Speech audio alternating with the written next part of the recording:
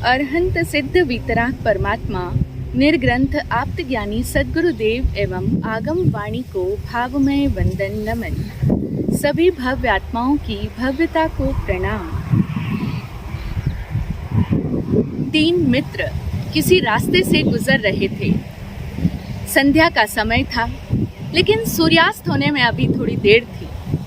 तभी उन्होंने एक साधु को नजदीक की पहाड़ी पर खड़े देखा और वे तीनों आपस में विचार करने लगे कि साधु क्या कर रहा है। पहले मित्र ने कहा कि जरूर ही वह अपने मित्रों की प्रतीक्षा कर रहा होगा।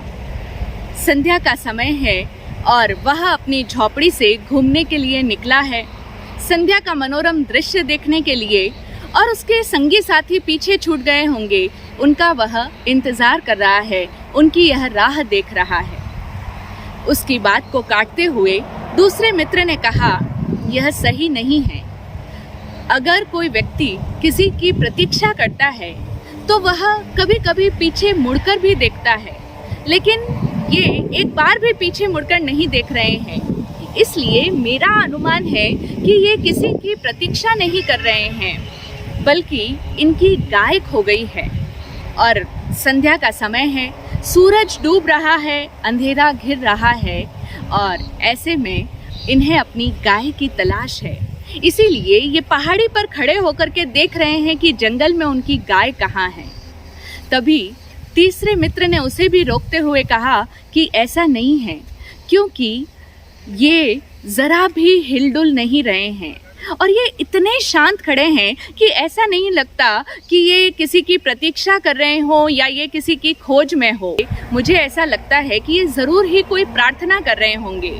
ना तो ये किसी अपने पीछे छूट गए मित्रों की राह देख रहे हैं और ना ही ये किसी गाय की खोज कर रहे हैं। इस तरह से काफी देर तक वे तीनों मित्र अपने अपने प्रयास लगाते रहे, सोचते रहे, चिंतन मनन करते रहे, लेकिन कोई भी निष्कर्ष पर नहीं पहुंच पाए। जब कोई नतीजा नहीं निकला उनके इस विचार विमर्श का, तो फिर उन्होंने तय किया कि हम स्वयं ही क्यों ना ऊपर पहाड़ पर जाकर के साधु से पूछ लें कि आप यहाँ पर क्या कर रहे हैं। यह विचार करके वे तीनों ही साधु के पास ऊपर पहुँच गए और जाते ही पहले मित्र ने कहा कि आप ज़रूर ही अपने मित्रों की प्रतीक्षा कर रहे होंगे ना, जो पीछे छूट गए हैं। साधु, जिनकी आंखें बंद थी, उन्होंने अपनी आंखें खोली और कहा, मैं किसी की प्रतीक्षा में नहीं हूँ और ना ही मेरे कोई मित्र हैं और ना ही शत्रु जिनकी मैं प्रतीक्षा करूँ। तभी दूसरा मित्र बोल पड़ा, तब तो मैं ज़रूर सही हूँ। आप ज़रूर ही अपनी गाय को खोज रहे हैं जो जंगल में कहीं खो गई है। साधु ने कहा, नहीं, मैं किसी को भी नहीं खोज रहा हूँ, ना तो गाय को और ना ही किसी अन्य को। मैं स्वयं के अतिरिक्त किसी भी अन्य में उत्सुक नहीं हूँ। यह सुनकर तीसरे व्यक्ति ने कहा कि तब तो निश्चित रूप से आप या तो कोई प्रार्थना कर रहे हैं या फिर ध्यान कर रहे होंगे, क्योंकि आप अगर किसी की तलाश में नहीं हैं तो निश्चित रूप से आप प्रार्थना, मंत्र जाप या कोई न कोई प्रकार का ध्यान कर रहे हैं। इस पर साधु ने पुनः अपनी आंखें खोलते हुए कहा, मैं यहाँ कुछ भी नहीं कर रहा हूँ, मैं बस यहाँ हूँ, मैं केवल हूँ, मैं कुछ कर नहीं रहा हूँ, सिर्फ मैं हूँ, केवल हूँ, मात्र हूँ, कुछ करना नहीं है मेरा। यही ध्यान है, इसी को ध्यान कहते हैं। कुछ नहीं करना, नहीं करने का नाम ध्यान है। जब भी इंसान कुछ भी कर रहा होता है उस समय में, चाहे फिर वह ध्यान के नाम पर ही कर रहा हो, जैसे कि गाइडेड मेडिटेशंस में हमें कुछ शब्द सिखाए जाते हैं, शब्द बोले जाते हैं और हम उन शब्दों का चिंतन कर रहे होते हैं, या फिर हम कभी लोगस का ध्यान कर रहे होते हैं जिसमें हम कुछ न कुछ उच्चारण कर रहे होते हैं शब्दों का। तो ऐसी कोई भी प्रार्थना या ऐसा कोई भी ध्यान विधि जिसमें हम किसी भी तरह से शब्द का उच्चारण कर रहे हैं या किसी एक पर्टिकुलर विषय पर कॉन्सेंट्रेट कर रहे हैं, एकाग्र हो रहे हैं, उसे ध्यान नहीं कहा जाता है। ध्यान वस्तुतः कुछ नहीं करने का नाम है। समन प्रभु महावीर स्वामी ने इस तरह के ध्यान को सामायिक का नाम दिया है। सामायिक शब्द तो हम सब ने सुना है, लेकिन इस शब्द के गहरे मीनिंग क्या है, इस शब्द की गहराई कितनी है, उससे हम लोग अभी तक अनजान हैं। भगवान ने कुछ नहीं करने की साधना को सामायिक साधना का नाम दिया है। सामायिक के अंदर साधक कुछ नहीं करता है। और ये जो सामायिक है, ये शब्द समय के साथ प्रत्यय को जोड़ करके बनाया गया है, और समय का मीनिंग होता है आत्मा। आत्मा में उपस्थित होना, आत्म ध्यान में अवस्थिति होने का नाम सामायिक है। सामायिक में कुछ किया नहीं जाता है, कुछ भी नहीं करना, not doing anything, just being, केवल होना। जिस तरह से साधु ने कहा कि मैं कुछ नहीं कर रहा हूँ, मैं बस यहाँ हूँ, तो सिर्फ होना, कुछ नहीं करना, इसी का नाम सामायिक है। समय में होना, अपने आप में अवस्थित होना, इसी आत्म ध्यान का नाम भगवान महावीर ने सामायिक दिया। और इसकी जो प्रोसेस है, इस सामायिक की जो साधना विधि है, उसमें उन्होंने बताया कि इसकी साधना न करेमी के द्वारा की जाती है। ये हमें बोलना पड़ता है, क्योंकि भाषा की मजबूरी है कि हमें नहीं करने की बात को भी करने की शब्दों में ही समझाना पड़ता है। तो दरअसल ये क्रिया नहीं है, ये कोई भी करने की बात ही नहीं है, उसमें न करने की साधना है। इसीलिए तो हम लोग सामायिक के प्रतिज्ञा सूत्र में बोलते हैं न करेमी। और भी आगे कहते हैं न करेमी न कारवेमी करन तंपी अन्नम न समणु जानामी। इन तीनों ही पदों को अगर हम एक ही पद में कहें, जो कि सबसे प्राथमिक है और इम्पोर्टेंट है, वह है न करेमी। तो सामायिक की साधना विधि क्या है? न करेमी की साधना। और हम लोग इस न करेमी की साधना को शायद अभी तक नहीं समझ पाए हैं, क्योंकि हम लोग तो अक्सर सामायिक में कुछ न कुछ कर रहे होते हैं। हमें ख्याल ही नहीं जगता कि सामायिक में तो हमने न करेमी का उच्चारण कर दिया है, हमने पचखान कर दिया है कि हम कुछ भी नहीं करेंगे। ये जो चातुर्मास का काल है, इस समय में तो विशेष रूप से ये सामायिक प्रतिक्रमण की साधना और आराधना का समय है। तो ऐसे में हम देखते हैं कि ज़्यादातर लोग सामायिक के समय में, या तो जब चातुर्मास का काल है तो उनके यहाँ पर गुरु महाराज का आगमन हुआ है, तो जब गुरु महाराज का प्रवचन चल रहा होता है, व्याख्यान हो रहा होता है, उस समय में वे लोग सामायिक करते हैं, जबकि उस समय में उन्हें गुरु महाराज का प्रवचन सुनना है। और या फिर जो लोग डेली रूटीन में सामायिक करते हैं, वे लोग सामायिक के अंदर या तो अपने कोई पाठ इत्यादि पढ़ते हैं, जो उनके नित्य नियम के पाठ है, वो सारे पाठों का पठन चलता रहता है, या फिर वे भगवान की स्तुति करते हैं, या फिर वे किसी देवी देवता की स्तुति कर रहे होते हैं, और या फिर वे सामायिक के अंदर कुछ पाठ याद कर रहे होते हैं, स्मरण कर रहे होते हैं, अन्यथा कुछ पाठों का पुनरावर्तन भी कर रहे होते हैं, या तो याद कर रहे हैं या उन पाठों का रिपीटेशन कर रहे हैं। और कई लोगों को हम देखते हैं वे सामायिक के अंदर माला जाप कर रहे होते हैं, मंत्र का उच्चारण कर रहे होते हैं, कुछ प्रार्थना कर रहे होते हैं, कुछ प्रवचन सुन रहे होते हैं, या कोई पुस्तक का अध्ययन कर रहे होते हैं। तो इस तरीके से ये जितने भी सारे विषय हैं, इन सभी में हम देखें, हम हमेशा ही कुछ न कुछ कर रहे होते हैं। जबकि सामायिक की साधना में प्रतिज्ञा करते समय ही एक साधक स्वयं के साथ ये संकल्प करता है कि मैं सामायिक का प्रत्याख्यान करता हूँ। हे भंते करेमी भंते सामाय्यम, हे भगवान मैं सामायिक करता हूँ। करेमी कहा जा रहा है ये मजबूरी के कारण से, लेकिन आगे इस विषय को स्पष्ट करते हुए क्या कहा गया कि न करेमी न कारवेमी करन तंपी अन्नम न समणु जानामी। ये 3 पद हैं, और इन तीनों ही पदों को 3 करण कहा जाता है। करण का मतलब होता है करने के तरीके। किसी भी क्रिया को करने के तरीके 3 तरह के होते हैं। पहला है स्वयं करना, दूसरा है किसी अन्य से करवाना, और तीसरा है किए जा रहे कार्य का अनुज्ञान करना। अनुज्ञान का मतलब होता है उस कार्य की जानकारी रखना, जो अक्सर हम लोग करते हैं कि किसने क्या किया, कौन क्या कर रहा है, उसके यहाँ पर क्या हुआ, वो सामायिक में वो प्रवचन सुनने के लिए आया या नहीं आया। इस तरह से ये जितनी भी जानकारियाँ हम रख रहे हैं, ये सब कहलाता है किए जा रहे कार्य का अनुज्ञान करना। किए जा रहे कार्य के पक्ष अथवा विपक्ष में अपने विचार प्रेषित करना, या फिर हम कहें कि जो भी कार्य चल रहा है उसमें अपनी सम्मति या अपना अभिप्राय प्रकट करना। हम अपना आशय देते हैं ना कि ज़रूर इसका ये हुआ होगा, ऐसा हो रहा होगा, तो ये सब जो भी है ये सब अनुज्ञान करना कहलाता है। और किसी भी विषय की अनावश्यक जानकारी रखना भी अनुज्ञान कहलाता है। साधक साधना काल में इन तीनों ही प्रकार के सावध्य क्रिया का प्रत्याख्यान करता है।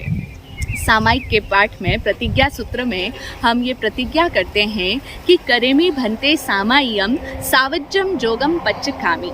इन तीनों ही प्रकारों में से जो भी सावध्य क्रिया है उन सावध्य योगों का मैं प्रत्याख्यान करता हूँ। ये तीन तो है करण, और इसी के साथ साथ तीन हमें मिले हैं साधन, माध्यम। तीन इंस्ट्रूमेंट्स हैं हमारे पास जिनके द्वारा हम ये तीनों क्रियाएं करते हैं। तीन प्रकार से ये क्रियाएं होती है। वे तीन योग क्या हैं? उन्हें कहते हैं योग। वे हैं मन, वचन और काया। ये तीन योग हैं, यानी मन से, वचन से और काया से इन तीनों को किसी भी कार्य में प्रवृत्त करना, किसी के भी कार्य के साथ में जुड़ जाना, मन से जुड़ना, वचन से जुड़ना या काया से जुड़ना, ये तीन ही हमारे पास में, हर एक व्यक्ति के पास में ये तीन साधन होते हैं। तो ये तीनों ही सावध्य योग हैं। जब एक साधक साधना काल में बैठ रहा है, सामायिक की साधना करने के लिए बैठ रहा है, तो उस आत्म ध्यान की साधना में, उस न करने की स्थिति में कुछ भी नहीं करना है। ना कोई मंत्र जाप करना है, ना कोई स्तुति करनी है। उस समय में प्रवचन भी नहीं सुनना है। अगर प्रवचन सुन रहे हैं तो वो अपने आप में एक श्रवण ध्यान है, क्योंकि वहाँ पर सुनना ही ध्यान है। अगर हम ध्यान पूर्वक, उपयोग पूर्वक वहाँ पर उपस्थित हैं तो कही जा रही बात हमारे पूरे पांचों इंद्रियों से, पूरे शरीर के द्वारा इम्बाइब की जा रही होती है, पूरे शरीर के द्वारा आत्मसात किया जा रहा होता है। तो वह उपयोग पूर्वक सुनना, वह अपने आप में एक अलग प्रकार का ध्यान है, जिसे हम कहें श्रवण ध्यान। तो वहाँ पर इस आत्म ध्यान की सामायिक का कोई प्रयोजन नहीं होता। और नॉर्मली जो हम लोग सामायिक में पाठ कर रहे हैं या कुछ भी मंत्र जाप कर रहे हैं, माला कर रहे हैं, ये सब भी सामायिक की साधना में निश्चय रूप से नहीं किए जाते हैं। हम बस व्यवहारिक रूप से, द्रव्य रूप से बस क्रिया किए चले जा रहे हैं और अपने आप में ये संतोष महसूस कर लेते हैं कि हो गई हमारी आज की सामायिक, हमारा नित्य नियम पूरा हो गया। लेकिन वास्तविकता में सामायिक में ये सब कुछ भी नहीं करना है, क्योंकि हम कह रहे हैं न करेमी न कारवेमी करन तम्पि अन्नम न समणु जानामि। मैं कुछ भी नहीं करूँगा, ये नहीं करना। आज हम इसी के बारे में बात करेंगे कि जब भी एक व्यक्ति कर्तापने के साथ में कोई भी क्रिया करता है, यानी ये तीनों ही जो करण हैं, इन तीनों प्रकारों में से किसी भी प्रकार के साथ में जब हमारा कर्ता भाव यानी अहंकार का भाव जुड़ा होता है, तो उस समय में वह क्रिया कर्म बंध का कारण बनती है। और कर्ता भाव न होने पर वह निर्जरा की हेतुभूत बन जाती है। और हम लोग अपना अवलोकन करें तो हम जो भी कर्म कर रहे हैं, जो भी क्रियाएं कर रहे हैं, वो सब हमारी कर्ता भाव से युक्त होती है।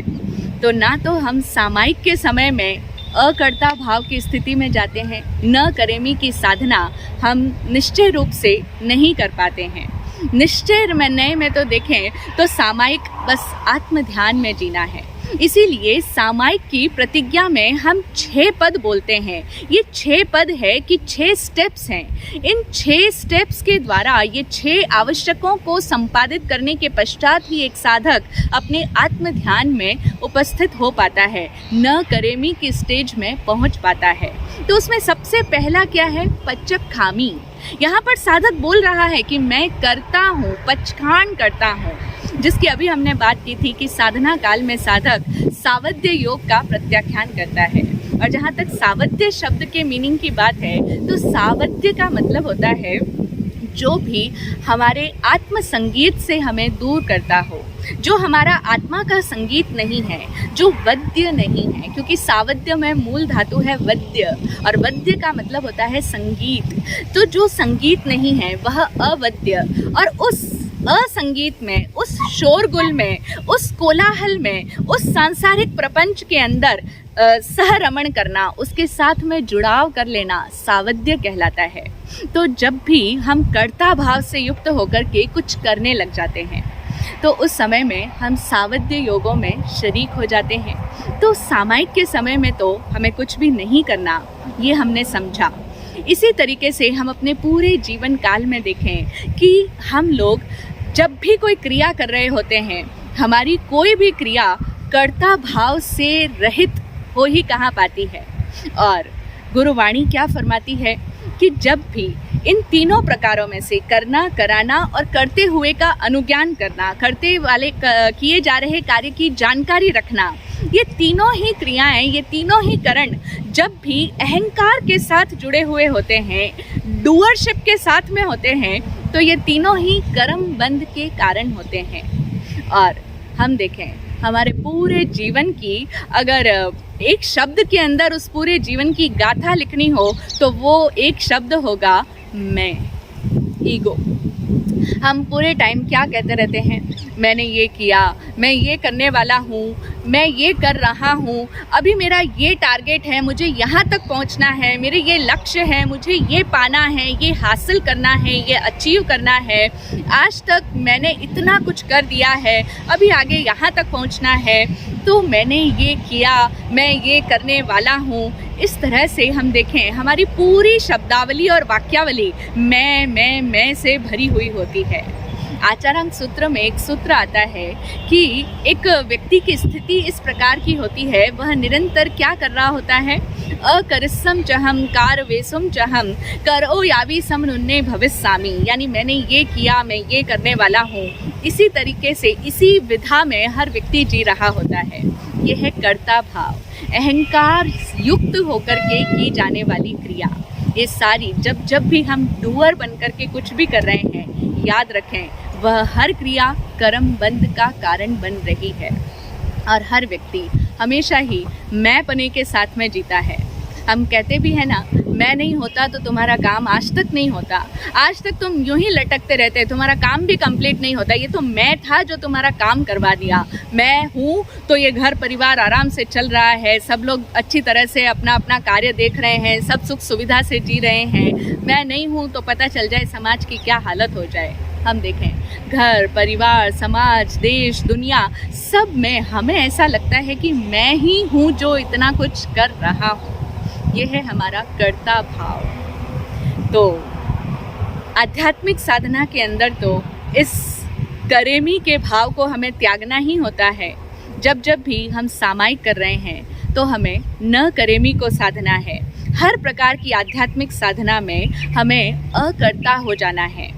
और आध्यात्मिक साधना के अतिरिक्त जो हमारे जीवन व्यवहार में रोज़मर्रा में जो होने वाली क्रियाएं हैं, उनमें भी अब से हमें ये उपयोग रखना है कि हम जितना ये मैंपने के साथ में ये क्रियाएं कर रहे हैं, उतना हमारा कर्म बंध हो रहा है, हम कर्मों का बंधन कर रहे हैं। इसीलिए अगर किसी भी साधक को मुक्ति की साधना करनी है, वो मुक्त होना चाहता है, जैसा कि आप सभी लोग बोलते हैं कि हमारा लक्ष्य है मोक्ष में जाना, मुक्त होना, तो अगर सचमुच ही कोई मुक्त होने की साधना करना चाहता है तो उसे अपना अवलोकन करना होगा कि मेरी दिनचर्या में, मेरी रोज़मर्रा की भाषा में मैं कितना मैं का प्रयोग करता हूँ।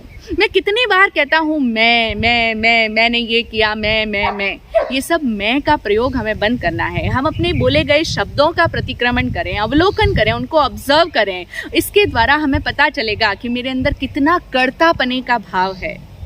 और देखा जाए तो आज के दौर में लोग कहते हैं कि आज के समय में बहुत ज़्यादा स्ट्रेस है, इतना तनाव है, क्योंकि समय ही ऐसा चल रहा है, इतना कंपटीशन है, हर फील्ड में इतना कंपटीशन है, तो स्ट्रेस तो होगा ही। हर आदमी स्ट्रेस में जी रहा है, बच्चे से लेके बूढ़े तक, स्त्री हो या पुरुष हो, चाहे कोई बिजनेस कर रहा हो, जॉब कर रहा हो, चाहे कोई कुछ भी नहीं कर रहा हो, हाउसवाइफ ही हो, चाहे कोई मेड ही हो, घर में काम करने के लिए आती है, उसकी अपनी कोई रिस्पॉन्सिबिलिटी नहीं, लेकिन इसके बावजूद हर फील्ड का व्यक्ति स्ट्रेस में देखा जाता है। तो ये जो स्ट्रेस है, इसका अगर मेन रूट कॉज अगर खोजा जाए ना, तो ये रूट कॉज उसका निकल करके सामने आएगा मैं पने का भाव। मैं करता हूँ, बस यही भाव हमें बेचैन बना के रखता है, यही भाव हमें तनाव देता है। तो सारे स्ट्रेस का रूट कॉज, मूल कारण है ये कर्तापने का भाव। इसी का नाम भगवान ने आरंभ कहा है, इसी को सावज्य योग कहा है। तो अब हम समझें कि धर्म के क्षेत्र में जो हम ये शब्द बोलते हैं, आरंभ नहीं करना, सावज्य योग का प्रत्याख्यान करना, ये शब्द कितने गहरे हैं और हम इनके कितने उथले मीनिंग्स को लेकर बैठ गए कि बस पाप नहीं करना। पाप क्या है इसकी तो हमें अभी समझ ही नहीं है। और ये प्रतिज्ञा सूत्र अपने आप में स्पष्ट है जो कहता है कि मुझे तीनों ही करण और तीनों योगों से प्रत्याख्यान है। श्रावक के सामायिक में हम कहेंगे कि 2 करण और 3 योग से हम प्रत्याख्यान करते हैं, कोई बात नहीं। 2 करण में भी ये पहला तो आ ही गया कि हम कुछ नहीं करेंगे, न करेमी की साधना। और भगवान ने तो इसी न करेमी को तप कहा है। हम देखें, एक व्यक्ति हर समय भोजन करता है, हर समय से मतलब है हर दिन में उसे भोजन की आवश्यकता होती है। तो जो नित्य क्रिया के समान हो गई है भोजन करना, वह तो एक साधारण बात है, लेकिन भोजन नहीं करना इसे भगवान ने तप कहा है। या कम भोजन करना या भोजन में रसों का उपयोग नहीं करना, ये सब तप बताए हैं। क्यों? करना बड़ी बात नहीं है, न करना बड़ी बात है। ठीक इसी प्रकार से हर व्यक्ति निरंतर बोल सकता है। बोलना कोई बहुत बड़ी बात नहीं है। कोई भी, जिसे बोलना आए अथवा ना आए, हर व्यक्ति बोलता रहता है। निरंतर हम बक बक किए जा रहे हैं, हर व्यक्ति किए जा रहा है। हर व्यक्ति एक तरह से देखा जाए तो वाचाल है। बोलना बहुत आसान है, लेकिन न बोलने को भगवान ने तप बताया है। न बोलना बड़ी बात है। तो ये जितना भी हम कर रहे हैं उन सब में नहीं करना, उन सब से अपने आप को अलग हटा लेना, न करना, न बोलना, न सोचना, कहीं पर भी इन्वॉल्व नहीं होना, सिर्फ होना। जैसा कि उस साधु ने कहा था, मैं कुछ भी नहीं कर रहा हूँ, मैं मात्र हूँ, मैं केवल हूँ, not doing anything, just being. इसी का नाम साधना है, इसी का नाम ध्यान है, यही असली में मेडिटेशन है। बाकी जितने भी हम मेडिटेशन के नाम पर जो भी क्रियाएं कर रहे हैं, चाहे एक विषय पे भी अपने आप को कंसंट्रेट कर रहे हैं, तो वो एकाग्रता भी ध्यान नहीं है। आत्मज्ञानी पूज्य श्री विराट गुरुदेव हमें ये गहरा ज्ञान देते थे। वे समझाते थे कि सभी लोग एकाग्रता को ध्यान समझते हैं कि किसी भी एक विषय पर आपने फोकस कर दिया, अवधान केंद्रित कर दिया, तो उसे ध्यान कहते हैं। लेकिन एकाग्रता ध्यान नहीं होती है। ध्यान तो समग्रता है, क्योंकि ध्यान में जब व्यक्ति कुछ भी नहीं कर रहा होता है तो उसके भीतर का आत्म प्रकाश चारों तरफ फैल जाता है और तब उसका ध्यान समग्र होता है। तो ध्यान एकाग्रता नहीं है, समग्रता है। खैर, ये बहुत गहरा विषय है। हम अभी समझ रहे हैं कि हम जितना भी कर्ता भाव से युक्त होकर के आचरण कर रहे हैं, वह सभी कर्ता भाव हमारे हर समय कर्मों का बंधन करवा रहा है और हमें हर समय स्ट्रेस में, बेचैनी में, चिंता में, तनाव में रख रहा है। इसी बात को भगवान महावीर स्वामी ने जैसा न करेमी का शब्द दिया, इसी बात को गीता में श्री कृष्ण ने किस तरह से अभिव्यक्त किया। उन्होंने कहा कि कर्म करो लेकिन फल की इच्छा मत करो। ये वाक्य, ये पंक्ति हम सब ने अनेकों बार सुनी है कि कर्म हो लेकिन कर्म के फल की चिंता नहीं होनी चाहिए। ये वही बात है कि आप जब कर्ता भाव से शून्य होकर के कोई भी क्रिया करोगे तो उस समय में करोगे ये कहना पड़ रहा है, दरअसल क्रिया स्वतः घटित होगी। तो क्रिया को स्वतः घटित होने दो। जो आपके कर्तव्य हैं, जो आपको प्रकृति के द्वारा, आपके समाज के द्वारा जो कुछ भी ड्यूटीज मिली हुई है, उन सब कर्तव्यों को करो, लेकिन उसमें बिना कर्ता भाव जोड़े, मैं करता हूँ, मैं इस बात को जोड़े बिना जब सहज भाव से वो क्रियाएं होगी तो उस समय में ये चीज़ घटित होगी कि कर्म के फल की इच्छा मत करो। अन्यथा तो हम ज़रा सा भी कुछ भी एफर्ट डालते हैं ना, तो हम तुरंत सोचते हैं इसका आउटकम क्या मिलेगा, इसका परिणाम क्या मिलेगा। और यही कारण है कि आप लोग सामायिक भी न करेमी के भाव से नहीं कर रहे हो, क्योंकि समझ नहीं है। शुद्ध समझ के अभाव में आप सामायिक भी करते हो, तो उसी के साथ साथ अनेकों लोगों ने आज जोड़ लिया कि इतनी सामायिक करो तो इसका ये परिणाम मिलेगा, 5 सामायिक का 1 उपवास का लाभ मिलेगा, इतना करो तो कम से कम इतना तो छूटा, इतना तो प्रॉफिट हुआ। अभी क्या है, आप कर रहे हो, कर्ता भाव से युक्त होकर के कर रहे हो, इसीलिए बात आती है कि इसका फल क्या मिलेगा, जबकि भगवान ने फल की इच्छा नहीं करो ऐसा ज्ञान दिया है। तो अब हमें इस बात को समझना है कि हमारे द्वारा कर्म जो स्वतः घटित होगा, जो शरीर के द्वारा आवश्यक है वो संपादित होने दीजिए, लेकिन स्वयं करने का भाव मत रखें। और जब एक व्यक्ति कोई कार्य करता नहीं है तब सब कुछ अपने आप ठीक हो जाता है। चाइना के महान दार्शनिक संत लाओ त्से का ये बहुत ही प्यारा वचन है। वे कहते हैं अपनी ताओ तेह किंग पुस्तक के अंदर कि आप कुछ भी मत कीजिए और सब कार्य अपने आप ठीक हो जाएगा। लेकिन ऐसा होता नहीं है ना। ये वही बात है जो भगवान ने कही न करे मी, और श्री कृष्ण ने कही कर्म करो लेकिन फल की इच्छा मत करो। लेकिन हम लोग फल की इच्छा के बिना कोई भी कार्य कर ही नहीं सकते। बिना कामना के भी कोई कार्य हो सकता है ऐसा हम सोच ही नहीं सकते।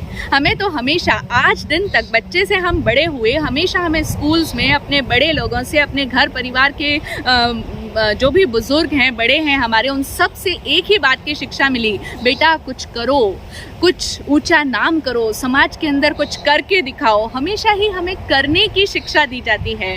और हमें भी लगता है कि ऐसा कैसे संभव है कि अगर हम कुछ करेंगे नहीं तो फिर सक्सेसफुल कैसे होंगे। इस दुनिया के अंदर आज लोग इतना कुछ कर रहे हैं, इतना बड़ा अपना एम्पायर खड़ा कर रहे हैं, कोई कुछ कर रहा है, कोई कुछ कर रहा है, कोई किसी फील्ड में ऊंचे जगह पर पहुंच गया है। तो ऐसे में अगर हमें न करने की शिक्षा दी जाएगी तो हम तो पिछड़ जाएंगे, हम सफल ही नहीं हो पाएंगे, हम अनसक्सेसफुल रह जाएंगे, फेल्योर हो जाएंगे।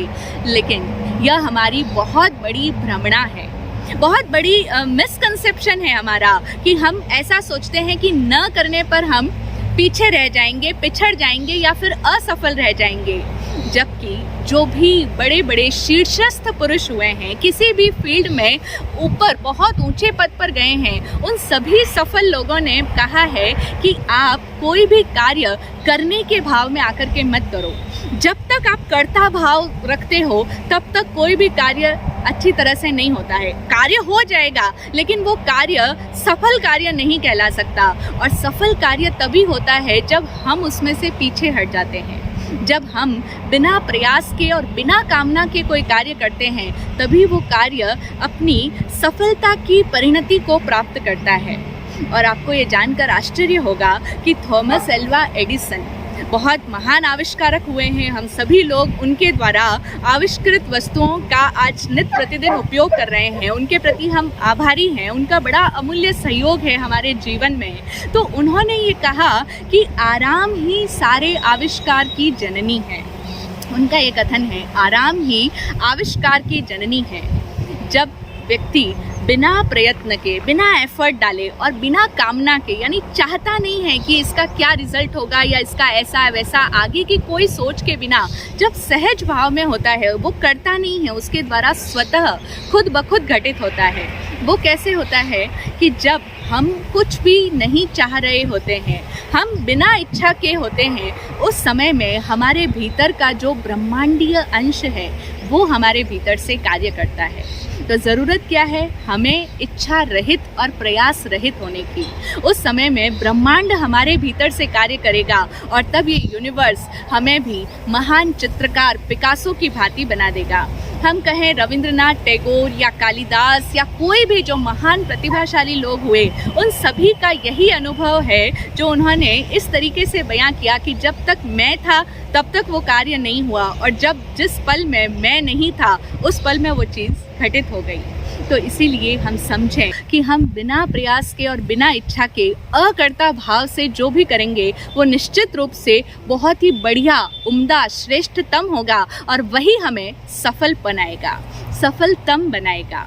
तो इसीलिए हम इन महान पुरुषों की, इन ज्ञानी पुरुषों की, इन आविष्कारक महान कवि जो भी अपने भीतर की चेतना से जागृत होकर के जीते हैं, उन सब की बातों को सुने और अपने जीवन में अमल में लाएं कि कुछ तो ऐसे पल हो कि जब हम भी बिना इच्छा और बिना प्रयास के हो जाएं।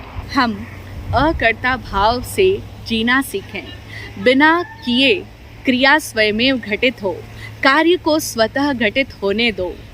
सहजता इसी का नाम है। Not doing, just happening. सारी क्रियाएं मात्र खुद ब खुद घटित होती चली जाएगी और हम दृष्टा भाव से जिए। कर्ता भाव से नहीं, दृष्टा भाव से जीना, इसी का नाम साधना है, इसी का नाम ध्यान है। हम सबको यह अवस्था प्राप्त हो, ऐसी सद्भावना। ओम शांति, ओम शांति।